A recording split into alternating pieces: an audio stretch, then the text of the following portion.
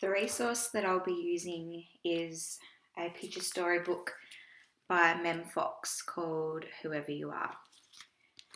So to start the lesson, I would begin by reading the storybook to the students at the level Foundation to 1.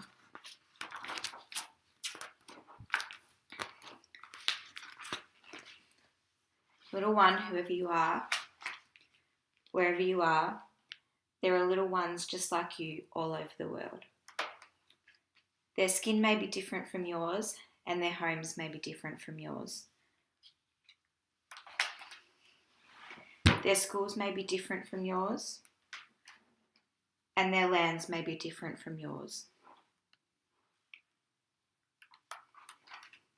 Their lives may be different from yours,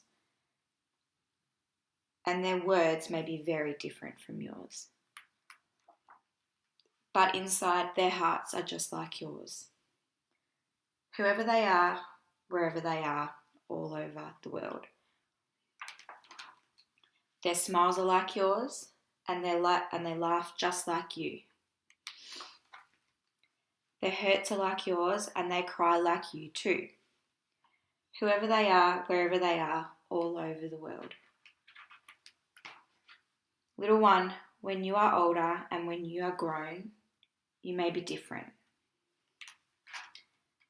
And they may be different wherever you are, wherever they are in this big, wide world. But remember this. Joy is the same and love is the same. Pain is the same and blood is the same. Smiles are the same and hearts just the same, wherever they are, wherever you are, wherever we are, all over the world. We'll then continue to talk to the students about the differences between people and then bring back to the similarities like in the book where pain is the same and joy is the same and happiness is the same.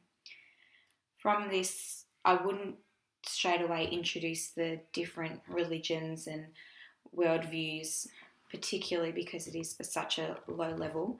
So I would start by this lesson introducing them to the fact that there are different people and it's okay for people to believe different things,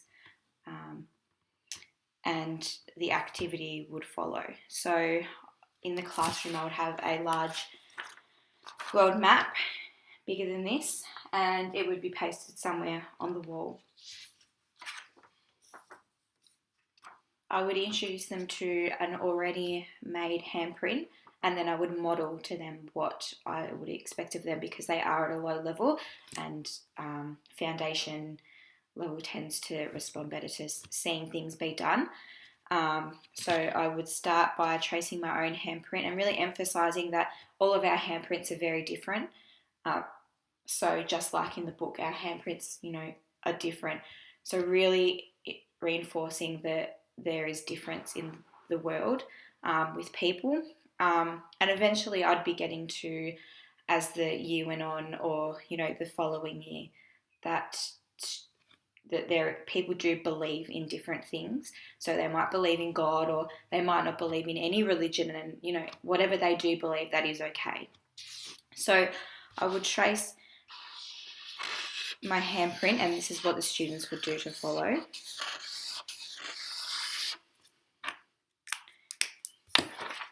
Like this.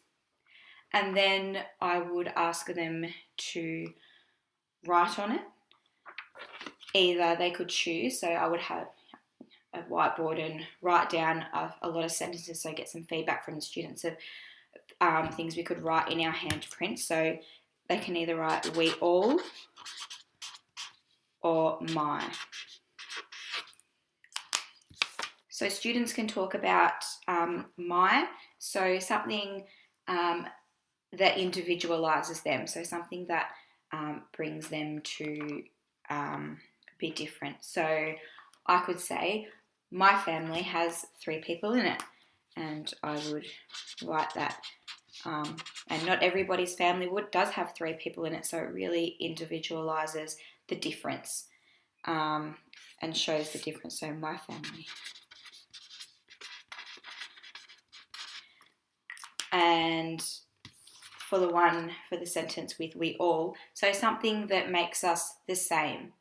So you could say we all, for a foundation level, we all breathe the same, because generally speaking we do breathe the same. So they could have that in there. So students can choose whether they would like to write we all or my. And I would ask for students' feedback to talk and write sentences on the back, on the whiteboard. So they could copy a sentence from there, or better than that, they could think of their own. But just to cater for the different range of students in the classroom that might not be able to think of something, or, you know, the lower end of students that don't quite understand it, just so that they have something that they would be doing. After this, children how to cut out a handprint is probably a good idea at this time, getting them to stop and look at you, or to do it in the introduction part of the lesson. So I would demonstrate cutting out mine, and obviously if there was children that needed more help to cut out their handprint, you would assist them, or you get a partner or another student to assist them that was able to do it. So cutting out the handprint, and then getting them come to the floor once they've finished cutting them out, while we're waiting for other people to come to the floor. If there were students taking a little bit longer to cut it out, you would get them to share them with a partner, and then getting them to show their handprint, to the person next to them, and the ones that would like to show them to the classroom. So students can see within each other the way that we are the same, and the way that people believe that we are the same, and the way that we are different. So what makes them different to everybody else? So it's really an introduction lesson to show students that there are differences, and there are people that do believe different things and do think different things, and live different ways, and that's okay, because really in the end we are all the same. So from their handprints and the display on the wall, I only have this with me at the moment, I would ask each student to come up, and I would give them a little bit of blue tack, or I myself would pin it up, be a big thing on the wall, and then stick the handprint all around the map, to really emphasize that from the book we are talking about all over the world. We aren't just talking about in Geelong or in Victoria or in Australia. We're talking about everybody all over the world, because there's people all over the world that are different. And that would be my lesson.